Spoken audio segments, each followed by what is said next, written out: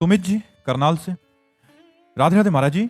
महाराज जी, मेरी पत्नी को जब से पता चला है कि मेरे भजन का आधा फल उसको मिलेगा, तो मुझे जल्दी सुबह उठा देती है और खुद फोन पे सीरियल देखती रहती है।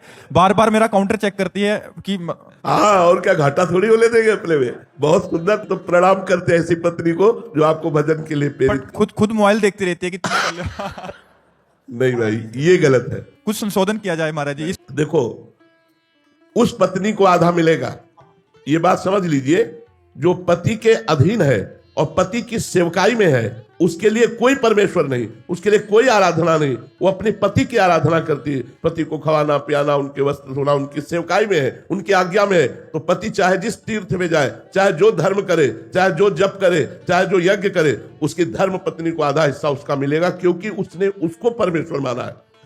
अगर पति की आराधना नहीं करते, मनमानी आचरण करते, तुम करो पाप और पति करे भजन और उसका आधा हिस्सा मिल जाएगा, ऐसा नहीं है। ऐसे भ्रम में मत रहना।